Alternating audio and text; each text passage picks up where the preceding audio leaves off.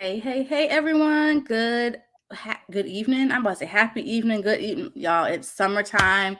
Anybody with children whose kids are on summer break, how are y'all handling? Are y'all coping? Are y'all ready for school to go back? Listen, it's all good. We're going to get through this. Hope everybody is enjoying their summertime. If you don't have to worry about summer breaks, I hope that you're enjoying the warmer weather that hopefully everybody is having. Anybody in those areas that are impacted by all the fires coming out of Canada, please be safe. Turn on those diffusers, get in all those respiratory oils, support your body through that, and stay inside as best as you can.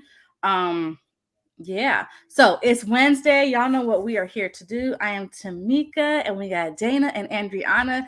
And today we're going to be talking about something that might be a little heavy for some, but I think it's important. The last few years have probably taught us a lot in this way, but somebody who thinks about it on and off, I'm sure there's plenty of you that kind of shut that door and want to shy away because it is hard, it is heavy, but it is important. So we're talking about preparing for the future. Are you leaving enough behind? If you can't kind of grasp from that topic, I will go a little bit further. So, inevitably we are all going to part one day. And so, where does that leave your business? Where does that leave your legacy? Where does that leave your children, your spouse, your partners, whomever you want to think about once that day comes for you? So, we want to talk about just what that means in a business life and how you can prepare or start having those conversations. So, ladies, let's talk about it.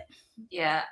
So this was a topic I know kind of hit close to home for me, just with some recent things that have been going on around me in my life with family members and things like that. And I do feel like in general, this is a topic that everybody needs to address, right?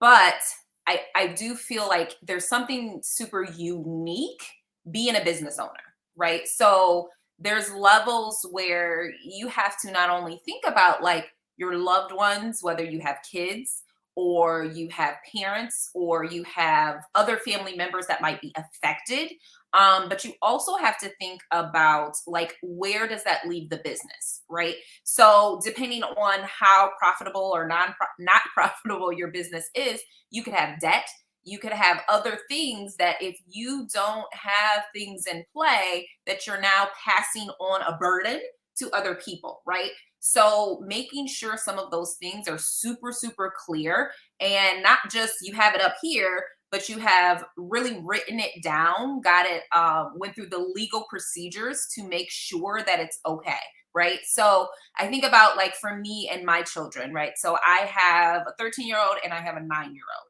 And the reality is if you don't have things legalized in writing, right? And something happens to me and then God forbid something happens to their father, right? Then immediately my children now go to the state, right? And unfortunately, that even puts like other family members in a bind. So yes, they have grandparents that are living or whatnot, but while someone is mourning, they don't want to have to fight with banks and fight with institutions and fight with just to get hold of maybe your children or your assets or your money and things like that. I've heard of scenarios where people have weren't in financial positions to bury people because they couldn't get access to the funds. And they're very serious about that, right? So just because you call and say, hey, I'm da da da's mom, can I have access to their bank account? They're gonna be like, yeah, no, they don't have you on here. They didn't acknowledge you as, so no, we can't give you access. And then at that point, whether they have and I just think from a business standpoint, like business expenses coming out of an account, right? And nobody there to stop it and say, hey, actually this person is deceased, like stop the loan, stop what's happening, right? More debt could accumulate and more burden can happen on the family, more burden can happen on those that are later affected. And really when we think business, a business should be an asset. Obviously, many businesses for a while are more liabilities, but it should be something that you have an asset to pass on that actually helps your family, right? So if you have assets within a business that you can pass on to your family, then that should be something that alleviates some stress for them, because they know that they have income coming in, or they have something that's established that then they can kind of grow and build beyond that. So I do think it's super, super important. And I don't care how young, old you are, or you think you are, nothing ever is promised tomorrow today, right? So we never know what can happen. And so for that, just be more cautious and have those things in writing and have those things listed, so that it's not an issue and it's not an extra burden that someone else that has to carry when they're also just trying to mourn, right? Like, so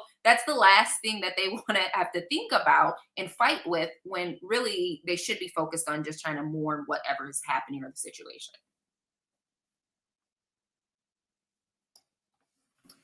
And I think my situation is a little opposite from what Dayna just explained, because I don't think about my business, even though I'm a business owner. I don't think about leaving my business behind for my kids. Maybe I should start. Maybe that's my problem, but whatever. I feel like, because Dayna mentioned, is the business profitable or not profitable? Obviously, for whatever reason, my business is not profitable, so I would not want to leave that behind for my kids.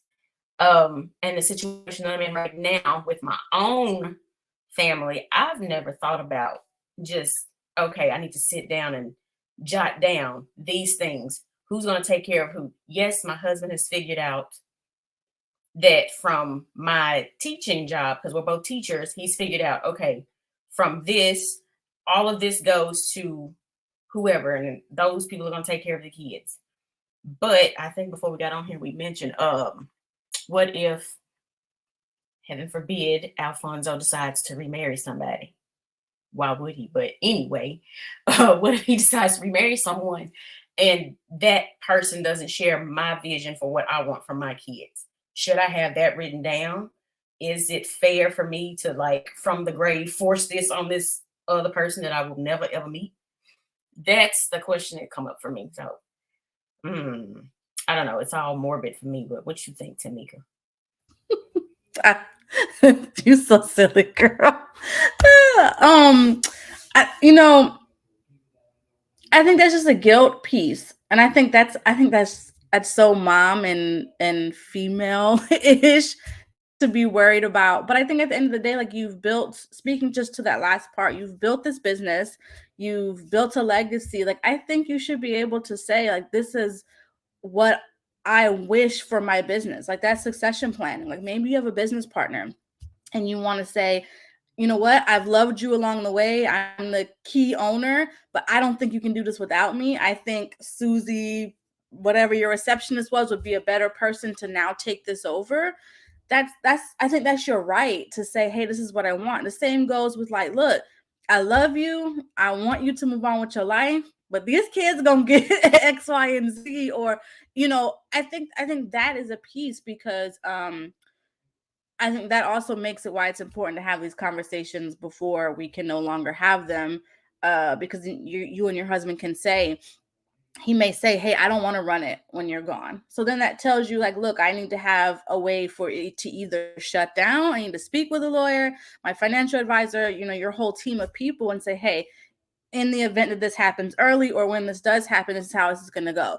It's going to dissolve. It'll go this place, that place. Or, look, he said he wants to take it over, so everything would transfer to him, whatever. I think that's why it's important to do it. And I mean, having this conversation gives makes my own wheels turn. Like, hey, you got to have the conversation, because all the fear or anxiety and the mobility behind it, it's going to happen, right? Hopefully later rather than sooner, but having those things in play will alleviate all of those things, and your wishes will be honored. On the backside of that too is to have that living will. Like, God forbid something happens and you become terminally ill, not in your right mind, you're in a coma, and you can't speak for yourself. Like Dayna was saying, that's a hard thing to go through, between trying to deal with your care, mourning what could be happening, dealing with their own emotional things. But I think it would be a gift to your family especially to your spouse, your partner, your children, to be able to say, this is what I want. In the event that I'm this way, that way, this is what I want, so that they can just execute it and move on, versus trying to figure out all the emotional things that come up when somebody that you love is in a state like that, plus dealing with your business, all the things. If you have that laid out in your wishes, even though, like Andriana brought, there are some people that feel some type of way, like they just want to take it over, but in that moment, you never know how you're going to feel and what you're going to want to do. So to have somebody prepared for the unfortunate situation to happen would make it so much easier for those that love you to execute those what seem minor details right now could be massive when they're dealing with such an emotional toll. Yeah, it might be hard and you might feel bad that you're kind of dictating from beyond the grave or from your bed, but I think it would be helpful. And I think you have earned that right. You've run your business, you've, gone through the hardship, and to think that, somebody may not want to be involved in that. Well, I mean, that you could have, I was about to say executioners, girl, no, the executors and stuff that can, do that. Maybe your husband, spouse would be like, I don't want to touch that or feel some type of way. But if you have somebody in charge of, your estate, your business, whatever, they don't have to. And that's, a part keeps living for your kids, and even for your spouse, if you wish, that they don't have to be involved in. Those are my thoughts, y'all. Yeah, and I think I'm just gonna also tag on, like, even again, if you are not in a profitable state, you probably have debt. So if you don't pass on profit, you pass on debt, right? And so you still need to acknowledge where you are, because you don't want that burden on other people. Which brings me to kind of like, let's shift a little bit, because most of our people that are tuning in, right, this is Black women in business, the dirty truth, right? So most of you are business owners. And with that being said, as we're building our businesses and we're building certain things, what do you also have in play when you're done working, right? Let's say you do live a long life, right? Now you live a long life, but is your hands always going to have to be in every piece of this business? Or are you also putting aside something so that at some point you could stop, right?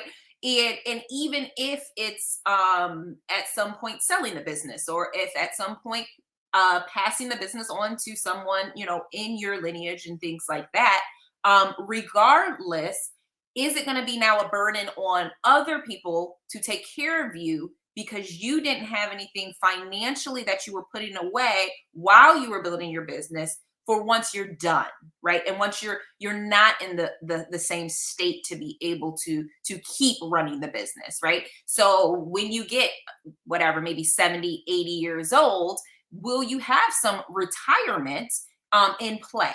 Do you have IRAs or Roth, like, do you have something that you're putting into, even though, like, I think it's a little bit easier when you work at a job, right? And you know that they're going to match your 401k, or they're going to match or they have pensions, although, some of that stuff is debatable whether it's going to be accessible for our generation anyways. But regardless, it's important to remember you want to build those things too, so that you're not working forever, or so that you're not a burden on somebody else because you don't have anything financial. I think, Andriana, you had mentioned a little bit about like parents. So thinking about those things might also really, really help as you're building your business, as you're putting those things into play, to make sure you acknowledge those as well. And maybe, Andriana, you can speak a little bit more on what you were talking about before from the parent standpoint. Well, just in thinking about my immediate family, I have 4 people that I have to think about. And it's either thinking about their finances or their medical issues, whatever they have going on. And for me, I can't even take care of my own stuff. So now I'm going to be responsible for 4 people.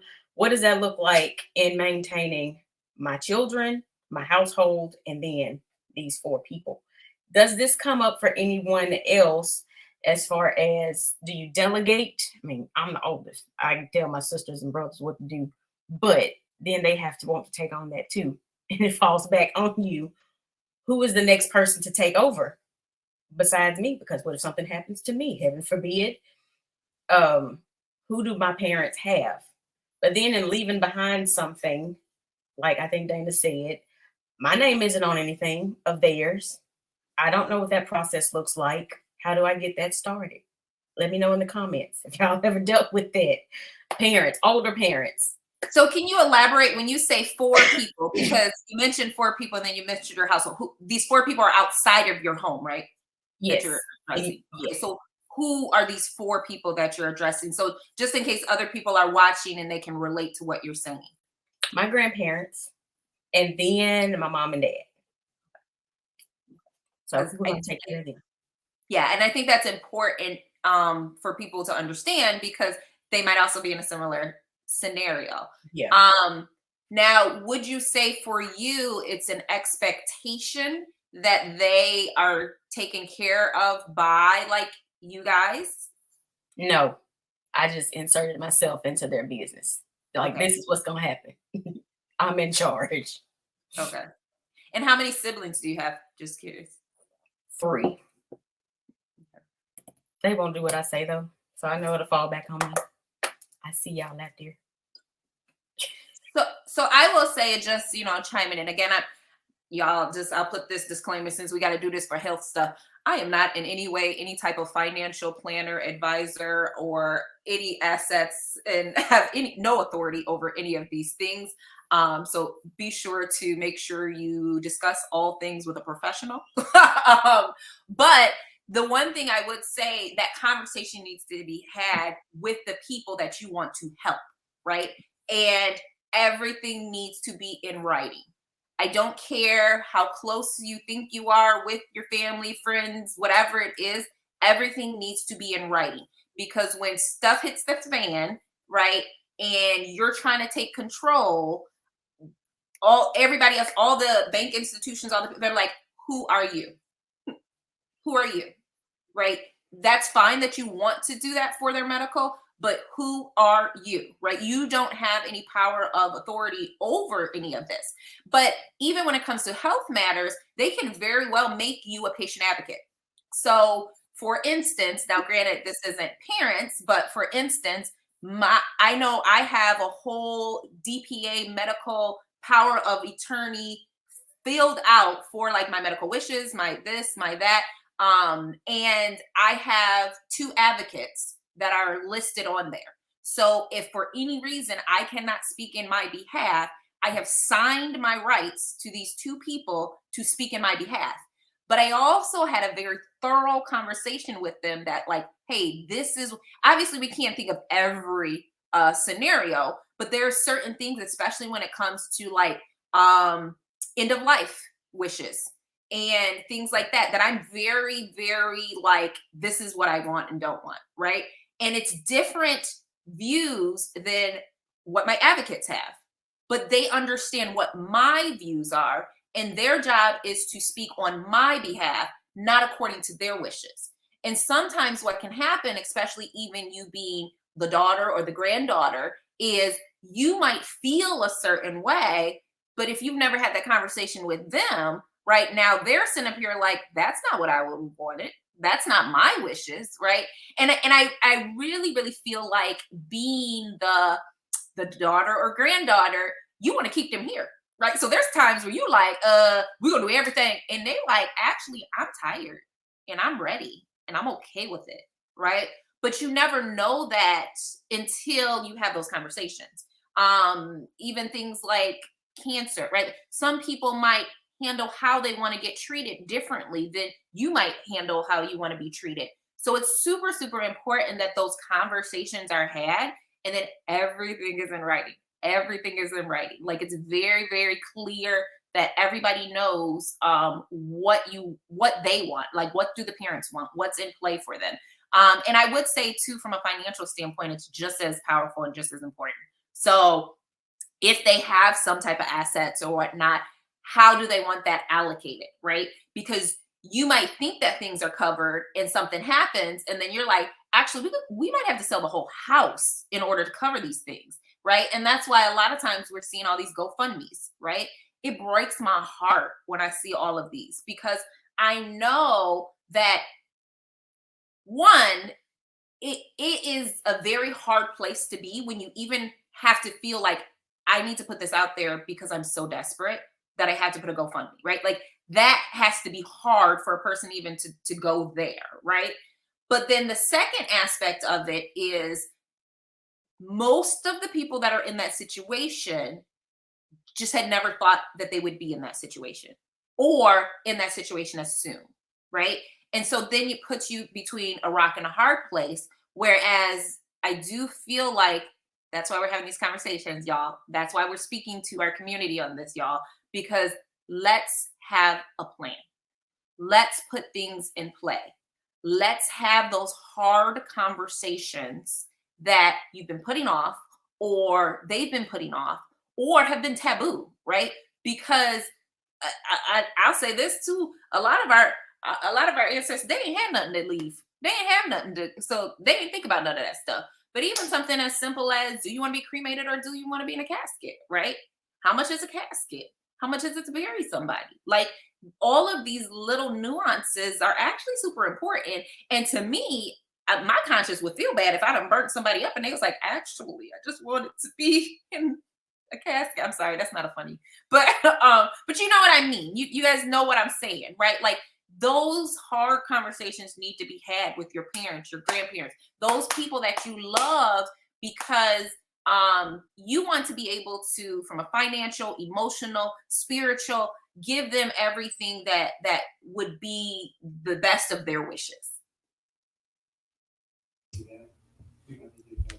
Yeah, and I mean, just piggybacking and going back to what I said in the beginning, just what Dayna just said, it has to be a conversation. They're not easy, they suck, but I mean, just think about, I mean, you know, all the movies that they've been of people fighting when somebody's, you know, at the end of life, and families get destroyed because, like Dayna said, in those moments, we get very selfish. You're not ready to let this person go, and the decision can't be made. And honestly don't understand why you would ever expect somebody to be able to make that decision. That's a hard decision. I mean, just think about it. Just think about it right now. How difficult would it be to make the decision? But if they've already made the decision for themselves, like Dayna said, you know, look, we don't share the same views, and I know this would be hard, but this is what I want. It's already here. You don't even have to make the decision. You just have to say the words and honor what I'm telling you I want for myself. And that will make things so much easier. I mean, there's always going to be pain and there's going to be grief through it all. But to have those, like, there's the little nuances that can really break a family, because arguments, especially over grandparents and parents, that means you said you have 3 other siblings, so there's other grandkids, other siblings involved. There's a whole lot of emotions and that kind of thing. If everybody's not the same and you don't see eye to eye, that can be like a whole swell of things. And then the debt aspect comes in as well. Like, who does that fall on? It falls on all of us, but you sound like you're going to shoulder the burden, which that's probably going to affect your own home, because that's a lot, like Dayna said. And then we have to turn to GoFundMe's or community, or if you're typically, culturally, you keep it to yourself and you don't say a thing, and then you just struggle, and then it tears you down. So it's conversations that have to have. I mean, you just bring it. I don't know. Maybe you schedule it depending on how everybody is. Maybe you say, hey, look, we need to have this conversation because I need to know what it is that you want to do, what we're looking at, where you want to go. I want to honor you the best way that I can, you know, at that pivotal point in our relationship, for me, because I'm going to have to be left here dealing with all the things, and then honor you as you're going out. Right. It's just things have to, I mean, think how difficult it is now as a married person. You can't go do nothing without your husband say so, right? Like, I opened a joint account a really long time ago when Angelo first deployed, and I wanted to take him off. I had to get approval to take him off, and it's my account. Like, wait, run that back. Like, I just wanted to, because I was going to transfer, full transparency, it was going to become my business account, savings account. I didn't want to open up another one. So it's like, well, I just take him off, and that way, for IRS purposes, this is just mine. But they was like, oh no, we need him to agree to be taken off, and I'm like, wait, I added him, and it's in my name, but you gave them privilege, and you can't. You see what I'm? So it's very difficult. Or doing stuff with the military. Those are my military spouse. Like, even though I am my own human, I still have to do things. You have to have power of attorney for just about every freaking thing. So these are alive people dealing. Like, he can come in and verbally say something, or like, no, we need you to sign this form and have it on file because X, Y, and Z. So think about it when they're not here or unable to speak, how much more difficult that's going to be. It's going to be probably you have to go before a judge and do this and do that on top of everything that you're filling out. So it would be so much easier to just have the difficult conversation now and have all that on file. So when that time comes, it's as simple as, I got all the things, just give me what I need to do, and let's move on. And it'll help with siblings too. Look, this is what they want to do. We're not going to argue. I mean, we've seen the commercial where the cat gets the beach house. The sisters and brothers, they want to fight because they wanted that beach house. But look, dad has already said the cat gets the beach house. And that stops, it might be some sour feelings in between it, but it's going to stop the bickering, and it's going to, it's going to help in the long run. Just for those out there, maybe like me, Dayna mentioned earlier that she has two people that knows her wishes. Was it hard? What's that process look like? I'm assuming that they're your power of attorney. I'm assuming. Was that whole process hard? Or how did you get that started? Can you explain what you mean by hard? Like, was it hard to like do the logistics part of it, or hard to choose somebody to the latter? Both. Okay, the logistics, no, not at all. That's not difficult at all. I honestly think you can just go. I don't know. I would go through like so that's what someone does, right? Like, so to me, if you're hearing this conversation, you're saying, hey, let me sit down with somebody to do a living will. They would be the ones, because generally that's an attorney or a lawyer, or, they have that behind them, and then you can get it certified, right? So I would go through them to get the paper and the legal pieces behind that. Now, as far as finding the right person, that to me is a little bit more challenging. To me, that process is a lot more emotional. That is a lot more like, you really, really need to be not cautious, but just aware of who will be able to actually show up, who will be able to actually speak up. I know, and y'all done watched these episodes, these ladies have hung out with me. I'm a doer, right? I just get in and I just start doing things. Sometimes that's a positive thing. Sometimes that's a negative thing, right? Sometimes I've done all these things and people are like, okay, that's not the direction we were going. Thank you. Right. And you do need to have somebody that's going to speak up. Right. So if you're like, yo, I can't think of it. I don't want my leg amputated. Absolutely not. Right. And you have a doctor pushing and pressuring the rest of the family for something. Right. And you're the only one, because you're the advocate, speaking on the behalf of the person that can't speak, because this is what they told you they wanted. They didn't want their leg amputated. Right. Are you going to have the strength to stand up to that doctor, to stand up to the rest of the family, to sit there and say, no, this is what they wanted. This is how we're moving, right? I'm the advocate. I'm going to go ahead, right? And I'll even do that from a financial standpoint, right? I am the power of attorney over this estate, right? This is what our dad wanted for the house. This is who is going to get these things, right? Because you're going to have a lot of people hate you. Right. You're going to have a lot of people, because you're the voice, right? And you're the one that's saying these things. And other people are probably sitting up here like, yeah, but I had a good relationship with daddy, and that's not fair. And you should just give me this because that's what I deserve, right? Because that's what will be equal. Because sometimes they might not put it in there and it's equal, right? Just because you got 4 kids, 3 kids, whatever it is, that don't mean that you guys are evenly dispersing that, right? Because sometimes it might be, I know my kids and I know you're going to squander this money, right? And so this is what I'm going to give to you, right? And so it's going to be hard conversations to be that advocate. And so it's going to be hard conversations to be the voice, right? Because you might really sever some relationships at some point.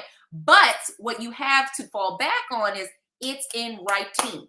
I'm not acting on my behalf. I'm acting on what they said they wanted, right? And so as my responsibility to act on that voice, this is where I stand. I just want to insert, there are end of care or end of life doulas out there that can step in. If you do not have one, I'm not one. Don't call me. I can't do that. But there are people out there that practice that. And I was going to say similar. This is why there is an option where a lot of people will use, like Dayna said, they'll use an attorney. They will use somebody that has no ties, no emotional, nothing to their family to execute those things, because, we all have emotions. And to make that call, even like Dayna said, who's going to stand up and say, look, after the doctor has said it's either the leg or their life, and they say the leg. But this person has said, look, if it's coming to me and my legs, just let me go. You got to stand up and say that, because if that's truly what that person wants, you got to let go of that attachment of, I want them here. We'll deal with how mad they are at me because they only, they have to have a prosthetic now. This is why it is an option to use your lawyer, your, estate's executor, like whatever they're called. Again, sit down with your team, sit down with a professional, but there is somebody that can be completely void of that emotion that can come in and say, no, look, this is what they want. Bing, bang, bang, boom. This is why, like, when you have a lawyer that brings the family and they have the will and the final will and testament, and they sit down, they do it quick. Like, Teddy, this is what you getting, Susie and Bill, and I'm sorry, this is what I got. This is what they signed, and they move on because they don't have anything but this is what you said. This is a legal document. This is what I'm bound by. Y'all deal with that, outside them doors. So it is a possibility if you have people in your life that this will be a very difficult thing for them to do. This is why in a previous episode we talked about, when you're at that point, to have that team, because there are people that you're paying that are gonna act on your behalf in the way that you want, because they're legally bound by that, and it cuts out the emotions. So if you're unsure, if you have people in your life, in your corner, that could make those hard decisions, like not to revive, not to keep you on life support when it's not an option, or whatever those really hard ones are, you can have those options as well. Just make sure you sit down with a professional. The last thing that I want to add is to remember that it's not going to go away just because you don't talk about it. We don't want to, like, nobody wants, especially with our parents, our grandparents. These are things that conversations that, if the tears come, let them come. But if you don't have the conversation, it's going to be even worse when it does happen, because it's going to happen.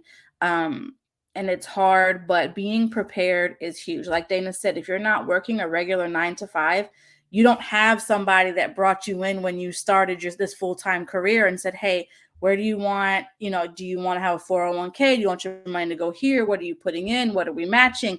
Like, you don't have somebody telling you this is the paperwork. These are things as a business owner that you have to set up as you go on. And especially as you become profitable and you're making the kind of money that you want to, you're going to want to make sure that things are going where you want them to, and that legacy, this empire that you're building, is safeguarded by whatever your wishes are, your business partner, whatever the case may be. So it's not going to go away just because you're like, it's okay, I'll do it next year. I'll do it. Put it on your calendar, schedule it to get it done, because whether you like it or not, it is there, and it is a fact of life. And let's make it easier for ourselves and for our family.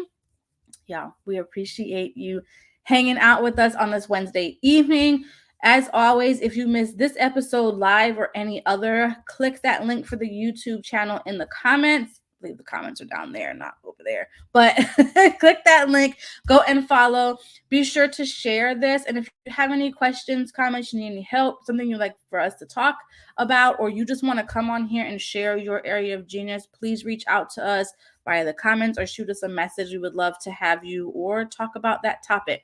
Y'all enjoy the rest of your evening and your week, and we will see you next week, same time, same place, Wednesday. 6 Eastern, 5 Central. Much love, y'all.